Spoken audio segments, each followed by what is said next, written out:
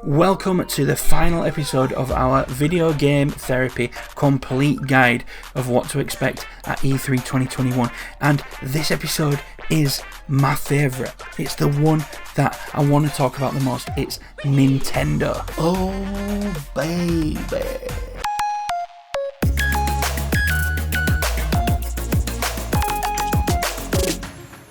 My oh my. Do I always fucking love Nintendo announcements? I time and again go into them hyped out of my mind, dead certain that we're gonna get so many amazing announcements, and usually I come out the other end crying into my pillow. But why change things up now? Seriously, I know I say this every time there's a Nintendo announcement going on, but this could be fucking huge. Think about all of the amazing things that we already know are in development from Nintendo, and then think about all the other amazing things that could be in development or that we would want to be in development. There are an insane amount of things that would cause so much hype, and even if just one or two or three of these things are mentioned at E3 2021, then this is gonna be a huge fucking show. So let's start with the basic shit that I'm not overly hyped about, that we all know is going to be there. One, a new Smash character, right? There's two left to announce. The last one was in February. I mean, need I say any more? Back in February I predicted Tingle because of the Zelda 35th anniversary. I was wrong. But for continuity's sake, I'm going to guess that again. So yeah, Tingle to be announced for Smash. First prediction. Boom. Next thing on the things I'm not so hyped about, but will almost certainly be their list. Strike! Batter out! A sports game, right? There's always a Nintendo sports game. My guess is that it's going to be Mario Golf Super Rush. It's out at the end of the month. You know what? I'm giving this bad press by being openly uninterested in it. Some Nintendo sports games are actually really fucking good, especially in the GameCube era, and this does look particularly fun. Even Mario Tennis Aces was actually a lot of fun. It's just the price tag, man. I can't get behind paying 50 quid for a Mario Golf game. If this was a PlayStation or an Xbox game, I'd be like, no bother, I'll just pick it up in 6 months for a tenner. But with Nintendo, you just know that this game is still going to be 50 quid in like 2027. Okay, so let's get down to the meat and bones, shall we? I'm going to start with the things I care about the least, but that still excite me, and then work my way up towards the big stuff at the end, okay? So firstly, I'm just jumping on the bandwagon here, but going back as far as September last year, I've seen rumours circulating that Nintendo will soon be announcing a new 3D Kirby game. Honestly, I have no idea if or how this rumour can be substantiated, and I'm just going to be straight up and say I can't be fucked digging around the internet to find its sources, but if this is a thing, I'm totally excited for it. Nintendo are the absolute masters of a handful of things, two of which are lovable characters and 3D platforming. If this game is a thing, I just can't see a reality where this wouldn't be an enjoyable experience, and my god is it due. While so many of Nintendo's favourite characters have received 3D makeovers since the late 90s, Kirby just never has. I mean, sure, we've had a couple of kind of seemingly 3D games that were really just isometrics, but we've never had that proper 3D Kirby game. It's time. It's properly time. Bring it home, E3. Next up is Animal Crossing New Horizons. It's almost certain for me that Animal Crossing is going to show up in one way or another. And whilst I really love Animal Crossing for its endless wholesome content, and I'm just consistently overwhelmed by the sweet nature of its community, I regularly watch it being streamed on Twitch, but, well, to put it simply, I just don't play it. I love it like I imagine a chef loves making a really good meal, you know? They aren't going to be the ones to actually enjoy it, but they understand and appreciate its value. The point I'm trying to make is that I think it's only fair for this section that I bring in our Animal Crossing expert.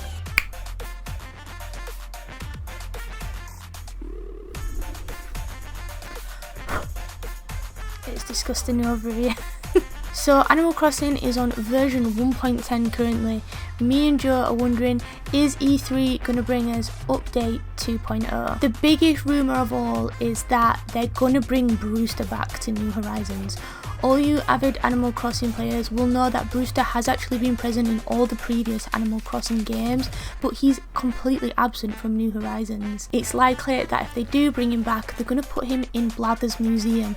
There's even been data mines which have evidence to show that there is potentially a third floor in the museum. Is it a third floor for Brewster's Cafe?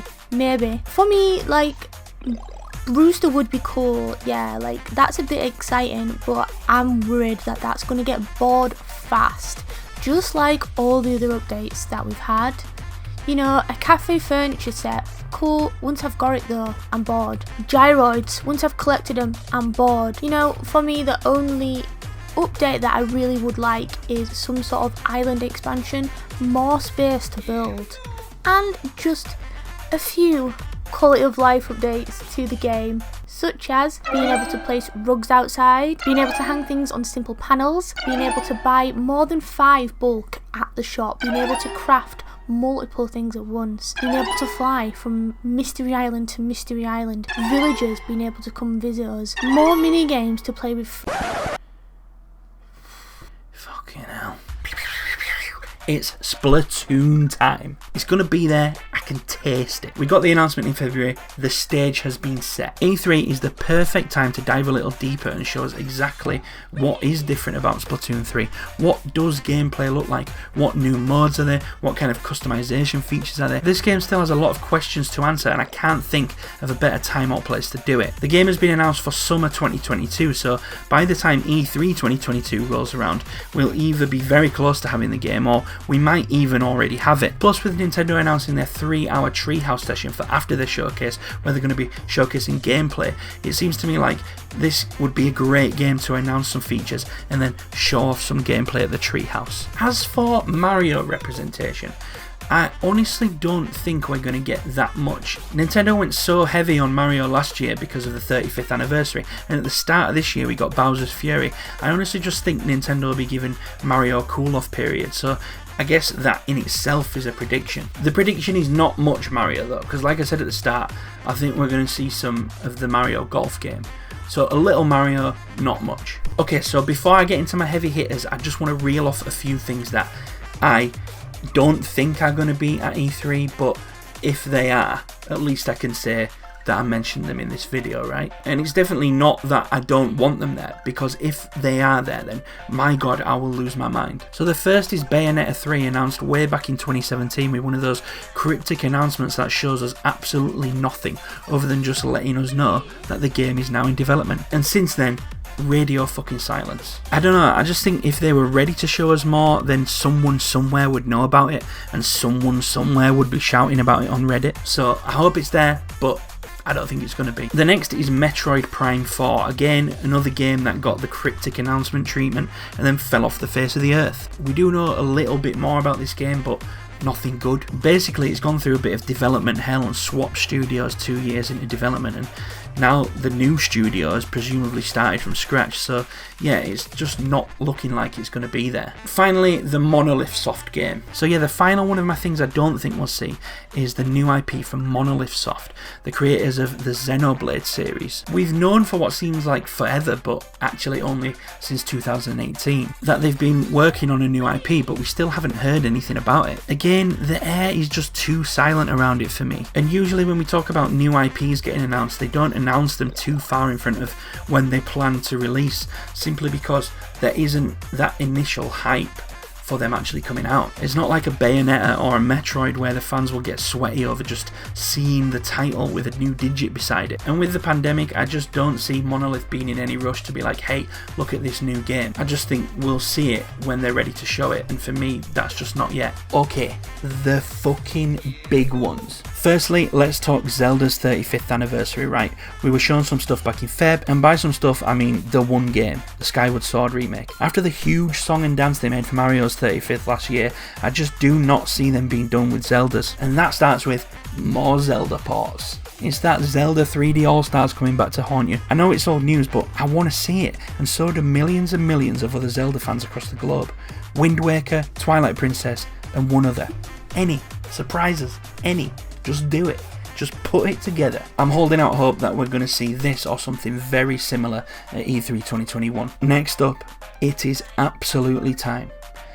The wait feels like eons. It's a new Donkey Kong game. The rumour mill is absolutely churning on this one, with insiders claiming that the team behind Mario Odyssey have been working on a new Donkey Kong title since they finished up with Odyssey, and my god am I so ready for this. You don't understand, there are few words that exist to describe my love for Donkey Kong Tropical Freeze. I will go as far as saying it was the best game on the Wii U. No, that doesn't sound impressive. Okay, I'll go as far as to say I think Donkey Kong Tropical Freeze is the best side-scrolling platformer that money can buy right now. Nintendo were even kind enough to port it to the Switch and charge us full price for it, even if you already owned it on the Wii. And this dickhead bought it. Anyway, that's how much I loved that game. So the idea of a new Donkey Kong game just ticks all the boxes for me. And as you can probably tell, there isn't much foundation to support this great claim I'm making other than my own selfish desires. But nonetheless, I wholeheartedly predict that there will be a new Donkey Kong game at E3 2021. So yeah, that's it for Nintendo. And... oh wait, what's that? Oh.